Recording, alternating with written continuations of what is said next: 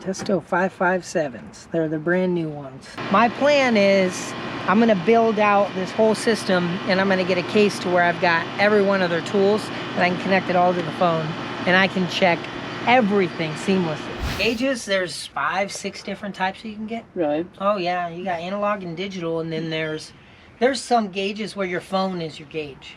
Really? And you just connect these little clamps to them. Like mine's completely wireless, except the hoses that connect. So they got these little probes, they call them, that just connect, and it connects to your phone, and then you can see everything on your phone. To me, I just get nervous. A homeowner seeing me on my phone on the side of the house, it gives the appearance of, you know, unprofessionalism. You're not working or you're on your phone. Plus your phone is expensive. Yeah, exactly. Something your phone. Putting it out in the weather, having all that kind of stuff. Yeah, there are benefits to having it on your phone when you go down to the unit. So mine do connect Bluetooth to my phone, but I just try to pick and choose when I use that. Yeah. So I've had Testo since I started. This is a Testo system. So what I purchased and what I kind of bought into was, they're called Testo 557s. So these are digital gauges that connect everything Bluetooth, right? So it can connect to my phone for kind of a screen mirror, but I can get air probes, multiple. I can get humidity, I can get air temperature. They have these sensors for my line temps, and I can kind of do everything all in one system.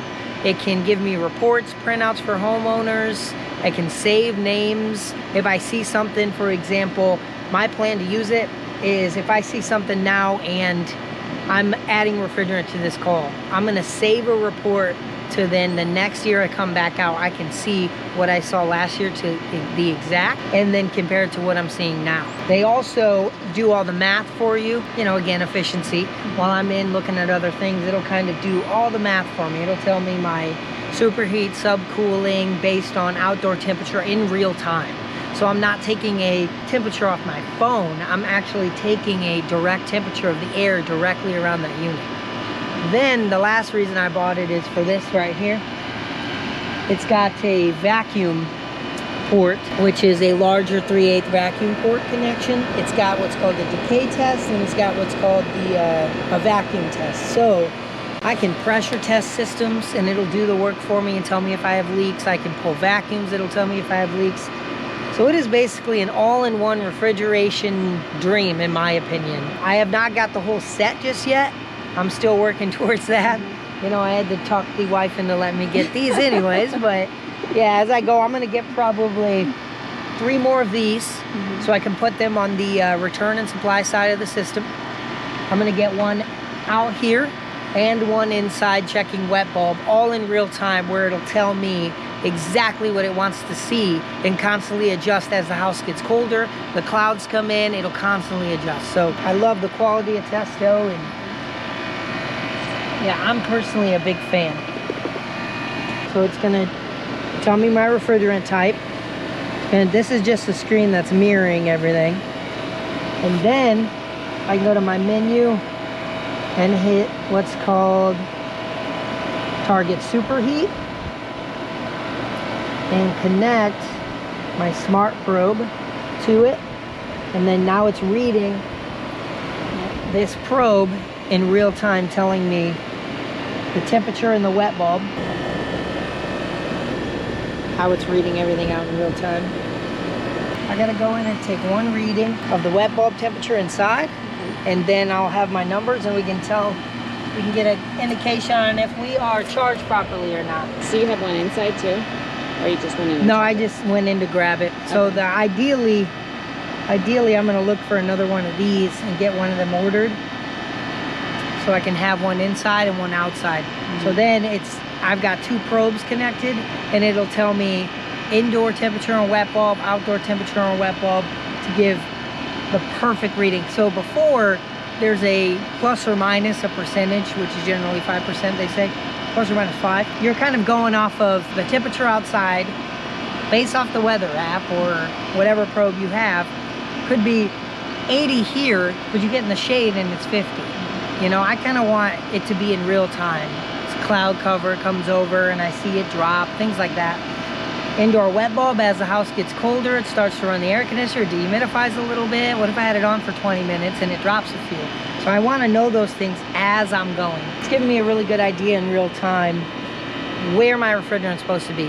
Another thing that is important, when people do pressure tests, like with nitrogen, it also changes pressure based on temperature. So the system is able to, this system I have is able to monitor the pressure and the temperature change.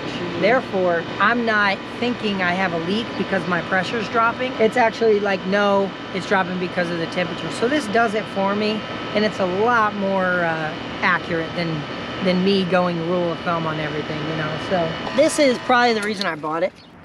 We already cooled down the house. But this is a vacuum gauge. You connect it here. It'll monitor the inches of water column as you pull a vacuum. And then it will also monitor as it performs a test, which is called a decay test, to tell me if it's acceptable or not. So it'll essentially pull a vacuum for me and then run a test to tell me you do not have a secured system, so there's a leak, or you're good to go. And this is all done kind of while I'm waiting in the truck. So far so good. I'm happy with everything. Ultimately, what I'm looking at here is I have a superheat number of 34 and a target superheat based on outdoor temperature, indoor wet bulb, and refrigerant of 6. So to bring the superheat down, you add coolant, right? Now bring that number down. Now we have a history of leaking refrigerant on this unit, so it's not surprising. But I'll go ahead and present the options to the homeowner, see what she'd like to do. And from there, we can add some refrigerant and get her going again. So it's definitely freezing. You can see 18 degrees. There's very little load on the house. The temperature, it is cooler outside, very little humidity. But with that big of a discrepancy, that cold of a coil, it clearly indicates that we're low on refrigerant, especially with the pass that we had. Now, if it was a lot closer and the coil was a little cooler, I'd be okay with that.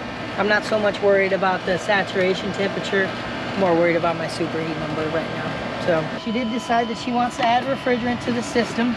We do not charge based on weight. We don't put in 1 pound and call it good. We charge based on the superheat number, the proper way to do it. So what I do is I weigh the bottle. I then add refrigerant till it gets to the perfect charge. Then I weigh it again, and then we go off of that. How much I used is how we charge for our system here. So it looks like we have 13 pounds, 10.5 ounces. A lot of times people see them flip the bottle upside down. That's to get the liquid out. R22, you're supposed to charge as a gas. So we're gonna keep the bottle upright. I know that this takes R22, but I always double check. Every single time, always double check. So we're gonna go ahead and open our charging port. Open up our suction side to suck the refrigerant in, if you will. I'm gonna go ahead and start adding. This system in total takes 3 pounds. So I'm gonna add in slow 5 to 8 second increments, and gas is much slower than liquid. So I'm gonna just very slowly add refrigerant, because you can easily overcharge the system and then create unnecessary strain, efficiency decline, and the system won't work the way it's designed. It'll work harder, and too much refrigerant is not good. Refrigeration is a very precise calculation. That's why, to me, you know, if I'm considered a professional, the more accurate I can be with all of these tools. You know, I've heard, oh, you can do the math, you can do it all by hand, which I agree, but I think that not taking advantage of today's technology and getting as accurate as you can be is, there's no reason why we shouldn't do that.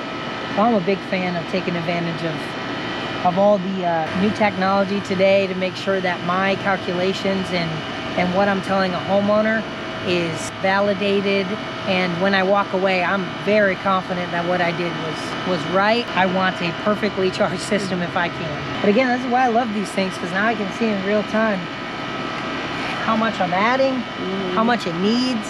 At 14 and 11. So 14 degrees of actual superheat. Our target superheat is 11. We are right at about 3 degrees. And to me, that is plus or minus 5.